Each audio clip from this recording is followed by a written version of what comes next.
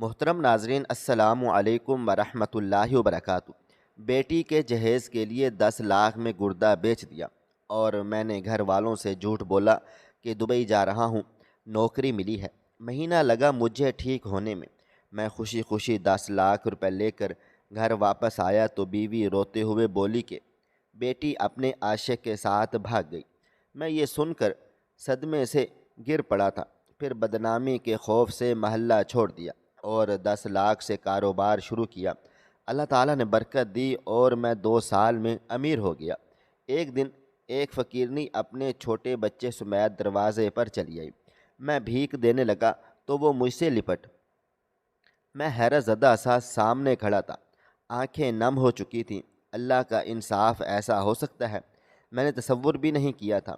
اچانک وہ فقیرنی زمین سے کھڑی ہو گئی تھی اور مجھے دیکھتے ہی لپٹ گئی تھی۔ میں فوراً سے 2 قدم پیچھے کو ہوا تھا، سر کو بے ساختہ نفی میں ہلا دیا تھا۔ میں سب کچھ بھول سکتا تھا لیکن وہ ذلت نہیں جو میں نے برداشت کی تھی۔ میں نے فوراً قدم پیچھے لیے تھے اور دروازہ منہ پر بند کر دیا تھا۔ آنکھوں میں آنسو تھے، دل کپ کپا رہا تھا۔ میں جانتا تھا یہ حرکت کر کے میں خود بھی خوش نہیں رہوں گا، لیکن میں مطمئن تھا اولاد کو بھی تو سزا دینی چاہیے، مگر کیا ایسی؟ میں نے سوچا نہیں تھا کہ میں نم آنکھوں کے ساتھ اپنے کشادہ کمرے میں چلا گیا تھا۔ کرسی پر بیٹھ کر میرے دل کی دھڑکنیں معمول سے زیادہ تیز دھڑک رہی تھیں، آنکھیں بار بار نم ہو رہی تھیں۔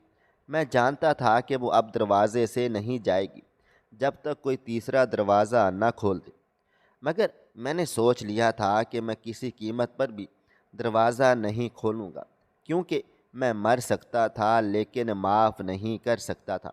کتنی تکلیف میں نے برداشت کی تھی، کتنے لوگوں کے طعنے سنے تھے، میں آج تک وہ لفظ نہیں بھول پایا تھا۔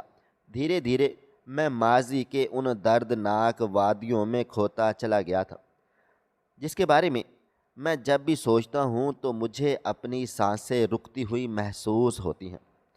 آج بھی معمول کا ہی دن تھا۔ دھوپ چھن کر برآمدے میں چلی آ رہی تھی۔ میں اپنی بیوی کے ساتھ بیٹھا دھیمی آواز میں بولا تھا، نسرین تم پریشان نہ ہو، میں کچھ کر رہا ہوں، پیسوں کا بندوبست ہو جائے گا، ہماری گڑیا خوشی خوشی اپنے گھر کو رخصت ہوگی۔ میں نے 1 سے 2 باتیں کی ہوئی ہیں، جبکہ میری بیوی یکدم سے بولی تھی کہ آپ کے پاس صرف یہی تو بات ہے۔ میں جب بھی آپ کے سامنے کوئی پریشانی بیان کرتی ہوں، آپ صرف یہی ظاہر کر دیتے ہیں کہ آپ سب کچھ سنبھال رہے ہیں، لیکن کاشف آپ کچھ بھی نہیں کر رہے، صرف اور صرف باتیں کر رہے ہیں۔ دیکھنا کچھ دن کے بعد ہماری دہلیز پر بارات کھڑی ہوگی اور ہمارے پاس مہمانوں کو کھلانے کے لیے اناج کا ایک دانہ بھی نہیں ہوگا۔ ہم اپنی بیٹی کو کیا خالی ہاتھ رخصت کریں گے؟ نہ آپ نے جہیز کا سامان اکٹھا کیا ہے، نہ الیکٹرانکس سامان خریدا ہے، بچی کو دینے کے لیے میرے پاس ایک کپڑا بھی نہیں ہے۔ آپ کیا چاہ رہے ہیں کہ ساری زندگی میری بیٹی نے ترس ترس کے گزاری ہے، اب بھی وہ سسک سسک کر رخصت ہو جائے؟ آپ جانتے ہیں نا، سسرال والے طعنے دینے پر آتے ہیں تو ایک لڑکی کی دھجیاں اڑا دیتے ہیں۔ آپ بھلا یہ بات کیسے بھول سکتے ہیں؟ کیا اپنی بہن کا حشر آپ نے نہیں دیکھا تھا؟ نسرین کی بات میرے دل کو لگی تھی، آنکھیں بے ساختہ نم سی ہو گئی تھی۔ میں اس کو کیسے سمجھاتا کہ میرے پاس واقعی ہی کچھ نہیں ہے؟ میں خاموشی سے اٹھ گیا تھا، بنا بھی کوئی جواب دیے میں گھر سے ہی نکلتا چلا گیا تھا۔ نسرین ٹھیک تو بول رہی تھی کہ ایک لڑکی کی زندگی آسان نہیں ہوتی، خاص کر ایک غریب باپ کی بیٹی کی۔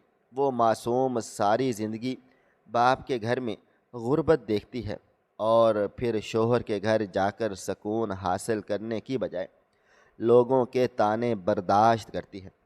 میری چھوٹی بہن عائشہ، جسے میں نے ہمیشہ اپنے سینے سے لگا کر رکھا تھا، مگر رخصتی کے وقت اسے کچھ بھی دے نہیں پایا تھا کیونکہ میری آمدنی اتنی تھی ہی نہیں، اور پھر اس کے سسرال والوں نے اسے اتنے طعنے دیے تھے کہ اس کی برداشت ہی ختم ہو گئی تھی اور اس نے اپنے وجود پر پٹرول چھڑک کر لیا تھا اور وہ لمحہ یاد کر کے آج بھی میری جان نکل جاتی ہے۔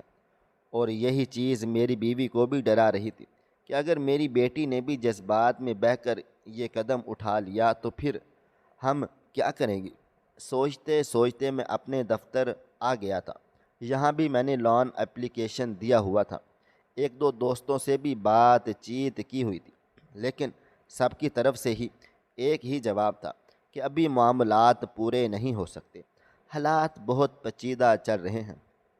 اور سب کی یہ باتیں مجھے مایوس کر گئی تھیں۔ شادی میں صرف اور صرف 1.5 مہینہ رہ گیا تھا، لیکن حالات ایسے تھے کہ ہم صرف 2 وقت کی روٹی کھا سکتے تھے۔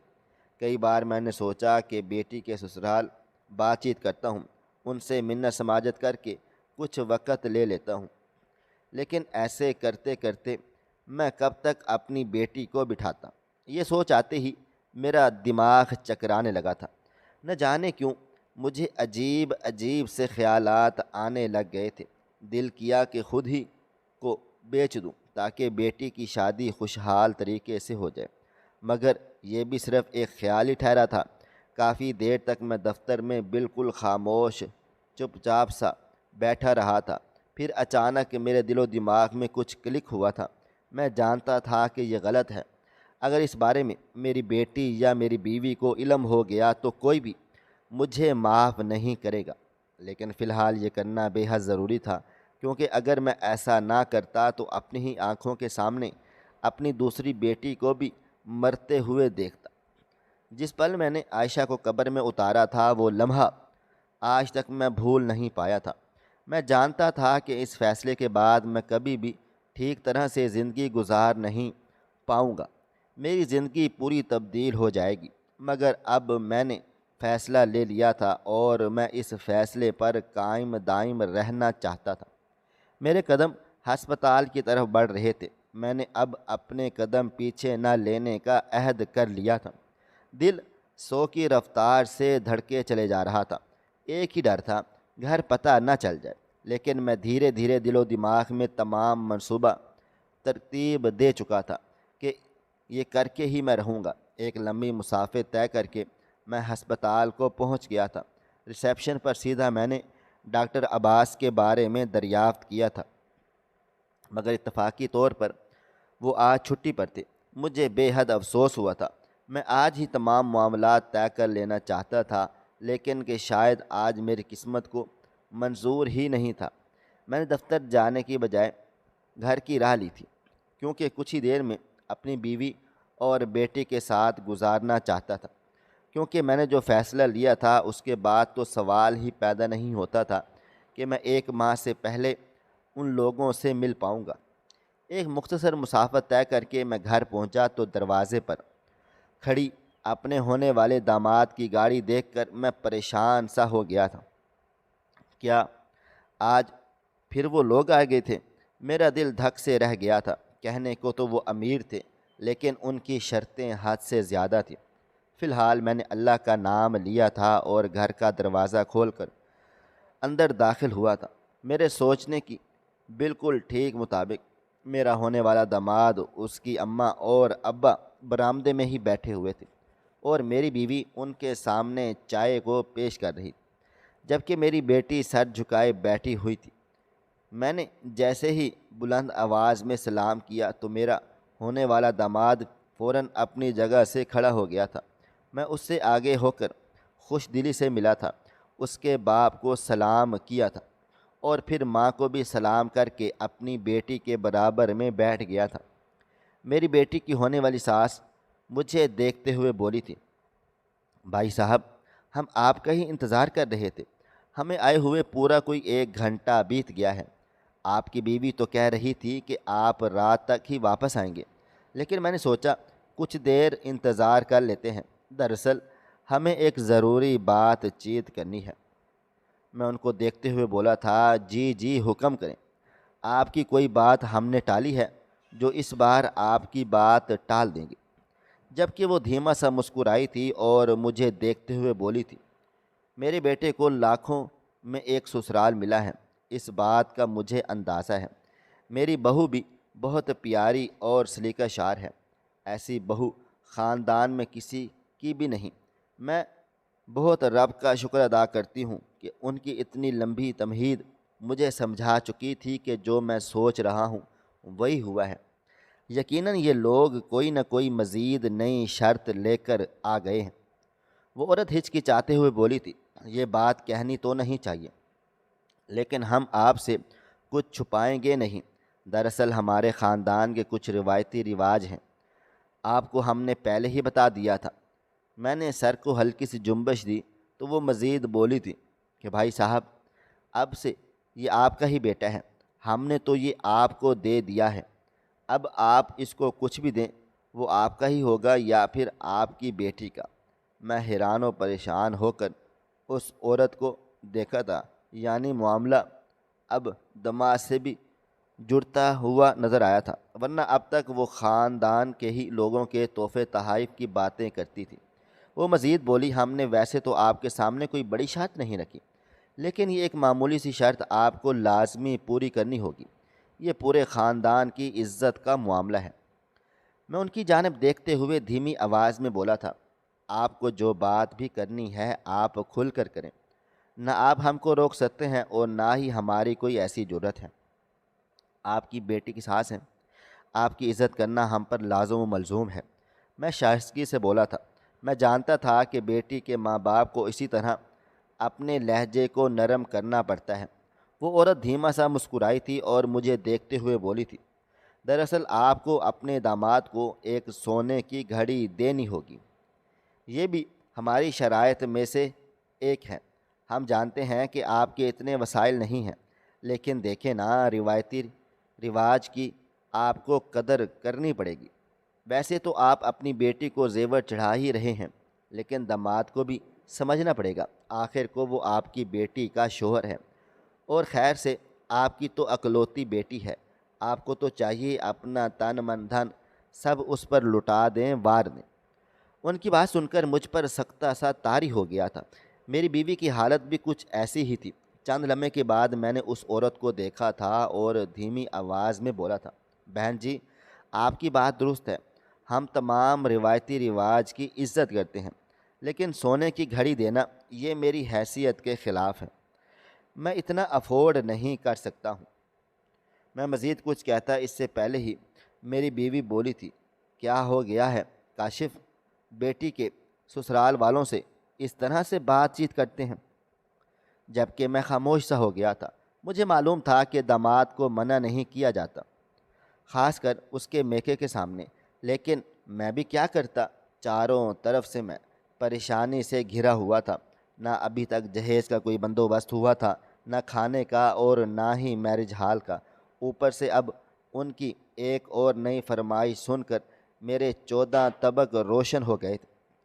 اس لیے میں بنا سوچے سمجھے بول گیا تھا۔ میری بیوی فوراً ہی بات سنبھال کر بولی تھی، جی بھابھی جی، ہم ضرور کوشش کریں گے اور جیسا بھی ہوگا ہم آپ کو فون پر اطلاع دے دیں گے۔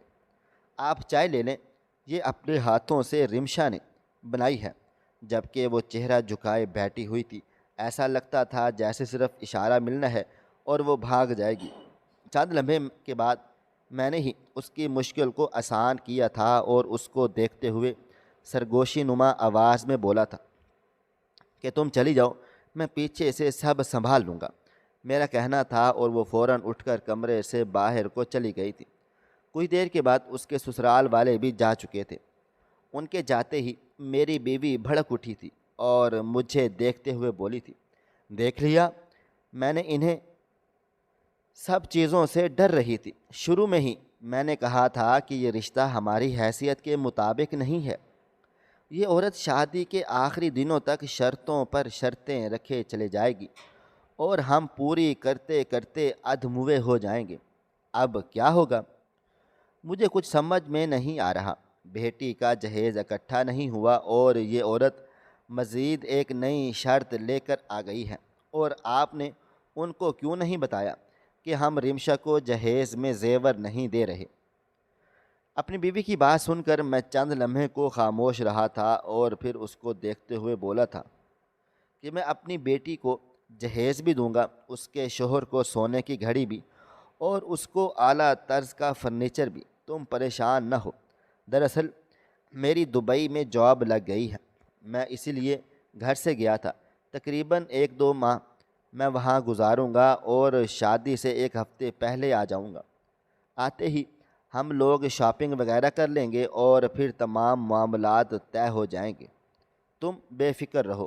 میری بات سن کر میری بیوی حیران ہو کر مجھے دیکھتے ہوئے بولی تھی، یہ کب ہوا اور آپ مجھے اب بتا رہے ہیں؟ آپ کو معلوم ہے شادی کی تیاریاں سر پر کھڑی ہوئی ہیں اور آپ دبئی جانے کی باتیں کر رہے ہیں۔ میں اس کو دیکھتے ہوئے بولا تھا کہ تمہیں سمجھنے کی کوشش کرنی چاہیے۔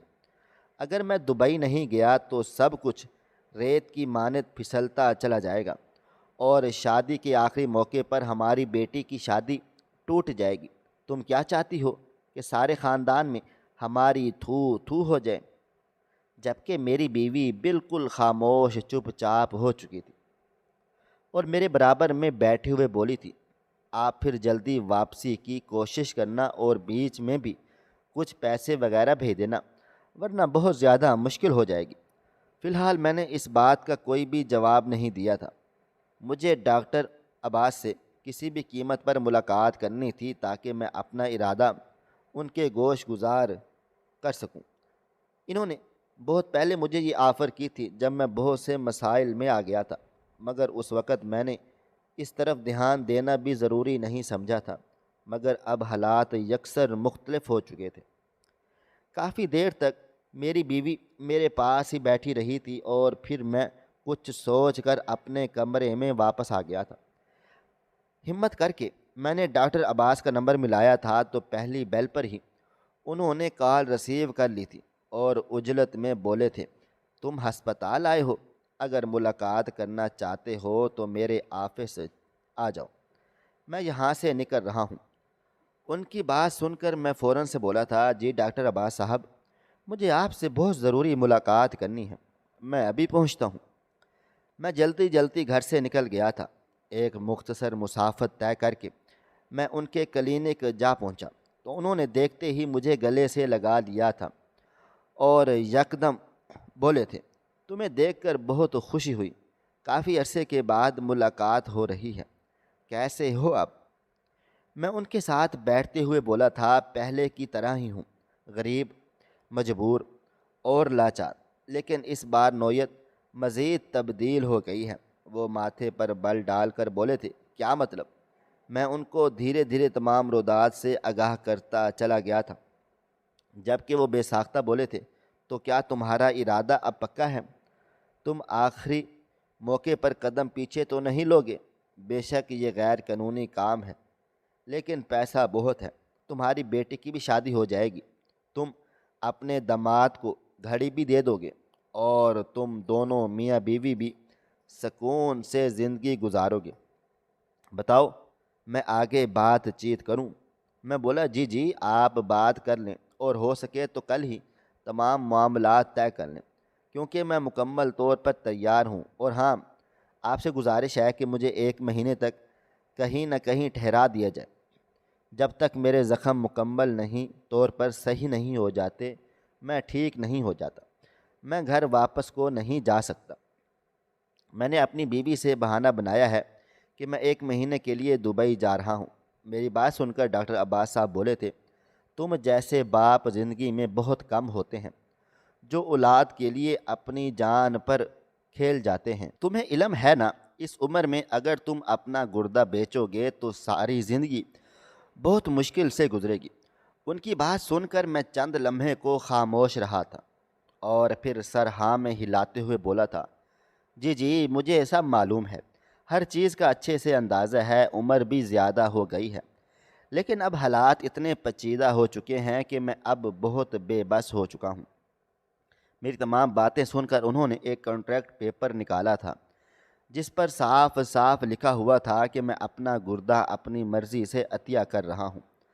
سائن کرتے ہوئے میرے ہاتھ ہولے ہولے لرز رہے تھے، کانپ رہے تھے، لیکن بار بار میری آنکھوں کے سامنے میری بیٹی کا کھلکھلاتا ہوا چہرہ آ رہا تھا۔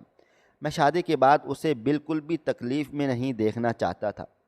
ہر باپ کی طرح میری بھی ایک ہی خواہش تھی کہ میری بیٹی خوشحال زندگی بسر کرے، لیکن کہتے ہیں نا، بعض خواہشات پوری ہو جائیں، ایسا کب ممکن ہوتا ہے۔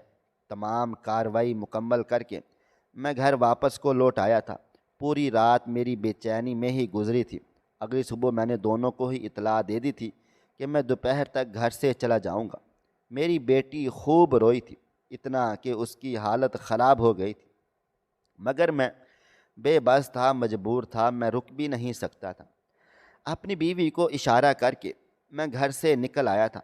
میں سیدھا ڈاکٹر عباس صاحب کے پاس آ گیا تھا اور وہ میرا ہی انتظار کر رہے تھے۔ وہ مجھے لے کر ایک پرائیویٹ ہسپتال کی طرف بڑھے تھے تاکہ وہاں میرا آپریشن ہو سکے۔ میرے لیے ایک فلیٹ بک کر لیا گیا تھا جس میں اگلا ایک مہینہ میں نے گزارنے والا تھا۔ آپریشن تھیٹر میں جاتے وقت میرا دل زور زور سے کپایا تھا۔ میں بھی انسان تھا، ڈر مجھے بھی لگ رہا تھا، لیکن ڈر سے زیادہ میرے دل و دماغ پر میری بیٹی سوار تھی۔ اللہ کا نام لے کر میں اندر کو چلا گیا تھا۔ انجیکشن لگنے کے بعد مجھے بالکل بھی ہوش نہیں تھا کہ میرے ساتھ کیا ہوا ہے۔ 24 گھنٹے کے بعد جب مجھے ہوش آیا تو مجھے اپنے دائیں جانب درد محسوس ہوا تھا۔ میں نظریں گھما کر دیکھی تو وہاں پٹی بندھی ہوئی تھی، جس کا مطلب تھا کہ میرا گردہ نکال لیا گیا ہے۔ ایک آنسو میری آنکھ کے کنارے سے بہہ کر نکل گیا تھا۔ لگاتار مجھے 3 دن ہسپتال میں ہی رکھا گیا تھا۔ اس دوران میں نے اپنی بیوی اور بیٹی سے ہلکی پھلکی کال پر بات کر لی تھی تاکہ وہ لوگ پرسکون ہو سکیں۔ جس وقت میں گھر سے نکل رہا تھا میری بیٹی نے ضد کی تھی کہ وہ میرے ساتھ ایئرپورٹ پر جائے گی، مگر میں نے بہت آسانی سے بہانہ گڑھ لیا تھا۔ وقت اپنی رفتار سے گزرتا چلا جا رہا تھا۔ اس 1 مہینے کے درمیان میری بات میری بیوی سے نہ ہونے کے برابر ہوئی تھی۔ کئی بار وہ مجھ سے گلہ شکوہ بھی کرتی تھی کہ آپ وہاں جا کر ہمیں بھول گئے ہیں، آپ کو بالکل پرواہ نہیں ہے کہ ہم یہاں پر کس طرح زندگی گزار رہے ہیں۔ اس کا یہ انداز بعض اوقات مجھے ٹھٹکنے پر مجبور کر دیتا تھا۔ میں اس سے پوچھتا تھا کہ کچھ ہوا ہے، لیکن وہ ہمیشہ بات کو بہانے میں ٹال دیا کرتی تھی۔ تقریباً 20 دن بیت گئے، لیکن میں نے اپنی بیٹی سے بات نہیں کی تھی۔ کئی بار میں نے اس سے پوچھا کہ رمشا کہاں پر ہے، مگر ہمیشہ وہ یہی کہہ دیتی کہ رمشا اپنے کمرے میں ہے، اور ہر بار اس کی آواز لرز جاتی تھی۔ یہ بات مجھے محسوس ہو رہی تھی، لیکن فی الحال میری خود کی طبیعت اتنی پیچیدہ تھی کہ میں نے اس بات کا ذکر کرنا بار بار مناسب ہی نہیں سمجھا تھا۔ کوئی 30 دن کے بعد میری طبیعت میں کافی سدھار آ گیا تھا، بہتری آ گئی تھی۔ اب میں واپس اپنے گھر کو جا سکتا تھا۔ ڈاکٹر عباس صاحب دوپہر کے وقت میرے پاس چلے آئے تھے۔ ان کے ہاتھ میں 10 لاکھ روپے کا کیش تھا۔ انہوں نے آتے ہی پہلے میری طبیعت دریافت کی تھی اور پھر وہ چیک میری طرف بڑھاتے ہوئے بولے تھے، امید کرتا ہوں کہ تم اپنی بیٹی کی شادی خوشحال طریقے سے کرو گے۔ میں نے تمہیں پہلے بھی کہا تھا کہ یہ کام کر لو، تمہاری زندگی سنور جائے گی، مگر تم ٹھہرے ایک معصوم شخص۔ خیر کوئی بات نہیں، اللہ تعالیٰ تمہاری اس قربانی کا اجر تمہیں ضرور دے گا۔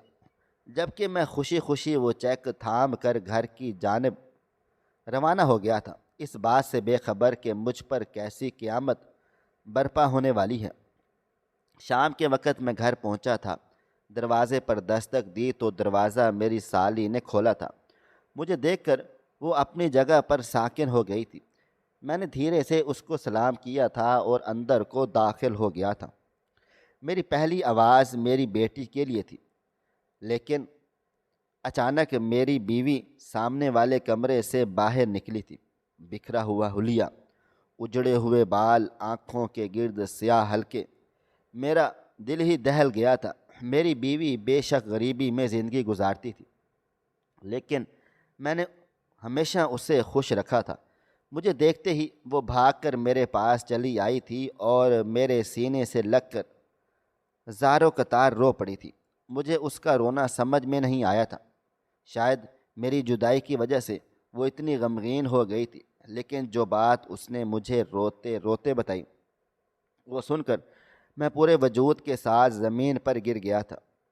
میری بیوی کا کہنا تھا کہ آپ کے چلے جانے کے ٹھیک 5 دن کے بعد آپ کی بیٹی سامان لے کر گھر سے فرار ہو گئی ہے۔ میں نے اسے ہر جگہ تلاش کیا، حتیٰ کہ پولیس کمپلین بھی کی، مگر کوئی سراغ نہیں ملا۔ تقریباً 20 دن کے بعد اس کا ایک خط مجھے موصول ہوا تھا: امی جان، مجھے خدا کے لیے تلاش مت کریں، میں اپنے شوہر کے ساتھ خوش ہوں، میں نے بھاگ کر شادی کر لی ہے، بابا جان کو بھی آپ بتا دینا، وہ بھی واپس آ جائیں، کیونکہ مجھے اب کسی کی بھی ضرورت نہیں رہی۔ یہ الفاظ نہیں گویا خنجر تھے، ایسا لگتا تھا جیسے کسی نے میرے دل میں پیوست کر دیے ہوں۔ اس وقت میں نے بہت ہی مضبوطی کا مظاہرہ کیا تھا۔ میں نے اپنی بیوی کو سنبھالا تھا، اسے سینے سے لگایا تھا، اس کو پرسکون رہنے کی ہدایت کی تھی۔ فی الحال میں اپنے گردے کے بارے میں کسی کو بھی نہیں بتانا چاہتا تھا، لیکن مجھے یہ اچھی طرح معلوم تھا کہ یہ بات نہیں چھپے گی، اور ایسا ہی ہوا تھا۔ ٹھیک کوئی 1 ہفتے کے بعد میری بیوی کو پتہ چل گیا تھا، اور اس دن اس نے اپنی بیٹی کو جھولی اٹھا اٹھا کر بد دعائیں دی تھیں۔ میں اسے روک رہا تھا، لیکن شاید اس کا دل بھر آیا تھا۔ دل میرا بھی بہت زیادہ اداس تھا، لیکن میرے اندر اتنی ہمت نہیں تھی کہ اپنی اکلوتی بیٹی کو بد دعائیں دیتی۔ فی الحال میں نے ان 10 لاکھ روپے سے اپنا کاروبار شروع کر لیا تھا، الیکٹرانک کی دکان ڈالی تھی۔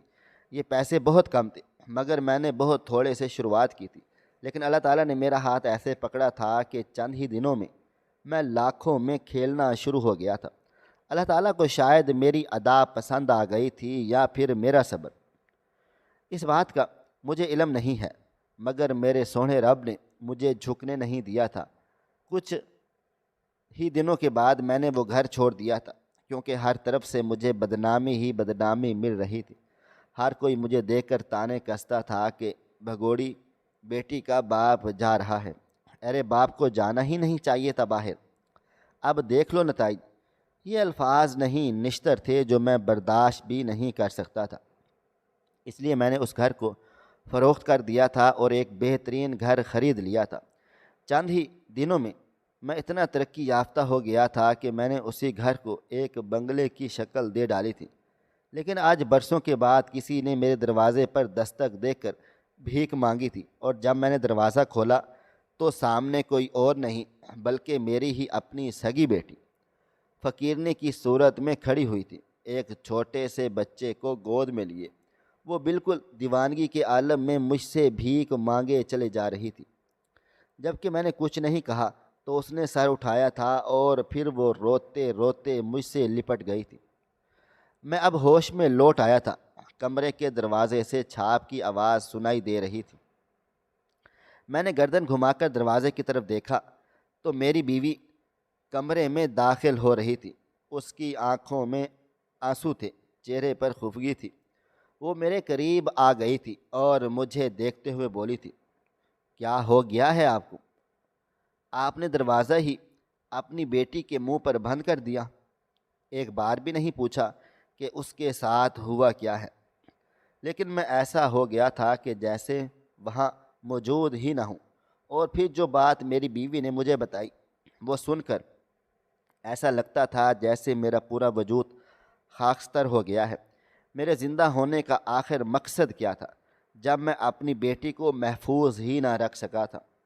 چند لمحے کے بعد میری بیٹی کمرے میں داخل ہو گئی تھی اور میرے قدموں میں بیٹھتے ہوئے بولی تھی: میں بہت زیادہ مجبور ہو گئی تھی بابا جان، میں کیا کرتی، سب کچھ میری آنکھوں کے سامنے ہی تھا۔ وہ لوگ بہت لالچی تھے، میں تھک گئی تھی، اور اسی وجہ سے میں نے فیس بک سے ایک لڑکے سے بات چیت کرنا شروع کر دی تھی، اور اسی لڑکے نے میرا فائدہ اٹھایا تھا۔ شادی کا جھانسا دے کر اس نے مجھے طوائف اڈے پر بیچ دیا تھا، اور وہاں سے میری تباہ و بربادی شروع ہو گئی تھی۔ میں بہت زیادہ روتی رہتی تھی، تڑپتی رہتی تھی، لیکن کوئی بھی نہیں سنتا تھا۔ ہر شخص کو صرف اور صرف اپنی ہوس مٹانی تھی۔ بہت مشکل سے میں نے وہاں سے اپنے قدم باہر کو نکالے تھے اور بھاگ کر نکل گئی تھی، لیکن جانتی ہی نہیں تھی کہ میں حاملہ ہوں۔ کچھ عرصے کے بعد میں نے سڑک پر ہی گزار ڈالے تھے، اور پھر میرا واسطہ ایک جھگی والے سے ہو گیا تھا۔ وہ لوگ بھکاری تھے، لیکن ان میں انسانیت تھی۔ انہوں نے مجھے رہنے کے لیے اپنی جھونپڑی دے ڈالی تھی۔ میرا خیال رکھا تھا جب تک میرا بچہ اس دنیا میں نہیں آ گیا تھا، مجھے اپنی آغوش میں سنبھال کر رکھا تھا، اور پھر جب یہ پیدا ہو گیا تو مجھے بھیک مانگنے کے لیے باہر کو بھیج دیا تھا۔ یہ کہتے ہی وہ رونا شروع ہو گئی تھی، جبکہ میں اپنا دل تھام چکا تھا، میرا دل دھڑکنا بھول گیا تھا۔ یعنی وہ خط، وہ باتیں، وہ سب جھوٹ پر مبنی تھی۔ میری بیٹی بھاگی نہیں تھی بلکہ اسے پھانسا گیا تھا، اور میں اتنی آسانی سے اب کسی کو معاف بھی نہیں کر سکتا تھا۔ خدا تعالیٰ نے کچھ عرصے کے بعد مجھے اتنی عزت بخش ڈالی تھی کہ میں کچھ بھی کر سکتا تھا۔ میں نے اس لڑکے کی تمام ڈیٹیل نکلوائی تھی، سائبر کرائم ٹیم سے میں نے رابطہ کر لیا تھا اور اس کو اریسٹ کروا دیا تھا۔ اپنے نواسے کو میں قبول نہیں کر سکتا تھا، لیکن اپنی بیٹی کی خاطر اس کو بھی اپنے سینے سے لگایا تھا۔ ایک اچھے لڑکے کا رشتہ بھی تلاش کیا تھا۔ ہاں، ان لوگوں کو بہت زیادہ اعتراضات تھے، مگر کہتے ہیں نا، جب 99 برے ہوں تو ایک اچھا ضرور ہوتا ہے۔ سسرال اس کا اچھا نہیں تھا، لیکن اس کا شوہر بہت اچھا تھا۔ میں نے اپنی بیٹی کو اپنے پاس ہی رکھ لیا تھا۔ اس کے شوہر کو بھی ہمارے ساتھ رہنے میں کوئی مسئلہ مسائل، کوئی پریشانی نہیں ہوئی تھی، اور وہ اپنے ماں باپ کے گھر بھی جاتا تھا اور اپنی بیوی کے ساتھ بھی رہتا تھا۔ میں آج بھی اپنی بیٹی کی شکل دیکھتا ہوں تو مجھے سب باتیں یاد آ جاتی ہیں۔ بے شک میں نے اپنا گردہ اپنی بیٹی کی خاطر بیچا تھا، لیکن میری بیٹی نے بھی تو کم قربانیاں نہیں دی تھی۔ اللہ تعالیٰ آزمائش بھی ان لوگوں پر ڈالتا ہے جو برداشت کرنے کی طاقت رکھتے ہیں، اور رب العالمین اپنے بندے پر اس حد تک آزمائش ڈالتا ہے جس حد تک وہ برداشت کر سکتا ہے۔ اور جب میری اولاد اور میری برداشت ختم ہو گئی تھی تو اللہ تعالیٰ نے ہمیں ملا دیا تھا۔ بے شک رب العالمین کچھ بھی کر سکتا ہے، بس اس پاک ذات پر بھروسہ ہونا چاہیے۔ ناظرین، آپ کو آج کی کہانی کیسی لگی؟ کومنٹ باکس میں اپنی رائے کا اظہار ضرور کریں۔ خواہش صرف اتنی ہے کہ کچھ الفاظ لکھوں جس سے کوئی گمراہی کے راستے پہ جاتے جاتے رک جائے، اور نہ بھی رکے تو سوچ میں ضرور پڑ جائے۔ پیارے دوستو، امید کرتا ہوں کہ آپ کو یہ ہماری کہانی پسند آئی ہوگی۔ کہانی پسند آئی ہو تو ویڈیو کو لائک کریں، کومنٹس کریں، شیئر کرنا بالکل بھی نہ بھولیں۔